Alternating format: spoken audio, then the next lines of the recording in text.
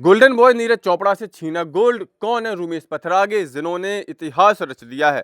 जी हां, Commonwealth games में भारत की गोल्ड की सबसे बड़ी उम्मीद नीरज चोपड़ा, जो गोल्डन बॉय के नाम से दुनिया भर में जाने जाते हैं, उनके हाथ से गोल्ड छीन लिया है। और वो भी एक अनजान से खिलाड़ी, एक पूर्व क्रिकेटर रूमेश पथरागे ने। आप बिल्कुल सही सुन रहे हैं। रूमेश पथरागे, जो कि श्रीलंका के जेवलिन थ्रोअर हैं, उन्होंने अपने देश के लिए इतिहास रच दिया। इतिहास में पहली बार उन्होंने कॉमनवेल्थ गेम्स में अपने देश के लिए जेवलिन थ्रो का गोल्ड मेडल जीता है। आज तक श्रीलंका ने जेवलिन थ्रो का गोल्ड मेडल इस स्पर्धा में नहीं जीता था। इसके अलावा लगभग 2 दशक से ज्यादा के समय बाद श्रीलंका को कॉमनवेल्थ का गोल्ड मेडल नसीब हुआ है, और वो भी इस जेवलिन थ्रोअर की मदद से। कॉमनवेल्थ में भारत की सबसे बड़ी उम्मीद गोल्ड की नीरज चोपड़ा ही थे।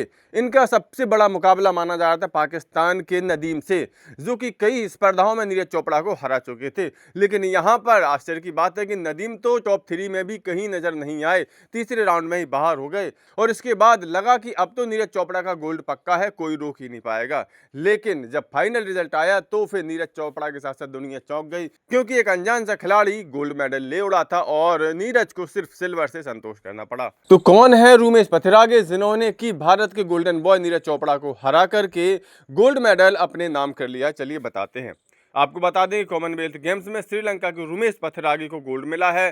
पथरागे ने 89.75 मीटर की दूरी तय की। भारत के गोल्डन बॉय नीरज चोपड़ा को कॉमनवेल्थ गेम्स में सिल्वर मेडल मिला है। नीरज ने 85.83 मीटर की दूरी तय की थी। आपको बता दें कि भारत के यशवीर सिंह ने 85.41 मीटर के साथ ब्रॉन्ज मेडल अपने नाम किया है। यानी कि भारत के लिए एक तरह से डबल धमाका तो हुआ है, लेकिन वो गोल्ड के रूप में नहीं आया, बल्कि सिल्वर और ब्रॉन्ज मेडल के रूप में आया है। अब आप सोच रहे होंगे कौन है रूमेश पथरागे, तो आपको बता दें कि रूमेश पथरागे श्रीलंका के एक जेवलिन थ्रोअर हैं, लेकिन ये हमेशा से जेवलिन थ्रोअर नहीं थे। आपको बता दें कि रूमेश का जन्म 21 मार्च 2003 को हुआ था। वो श्रीलंका के कलुतारा के रहने वाले हैं। 2012 में युवा खिलाड़ी के तौर पर उन्होंने सबसे पहले क्रिकेट खेलना शुरू किया था। जी हाँ, क्रिकेट में वो कैरियर बनाना चाहते थे, क्रिकेट ही उन्होंने स्टार्ट किया था, लेकिन किस्मत को शायद कुछ और ही मंजूर था। सेंट पीटर्स कॉलेज में ही उनकी बॉलिंग स्पीड उस समय 134 किलोमीटर हो चुकी थी। हालांकि उनके पिता डिस्कस और शॉटपुट थ्रोअर थे, और उन्हीं की सलाह पर उन्होंने डिस्कस थ्रो की प्रैक्टिस शुरू की थी।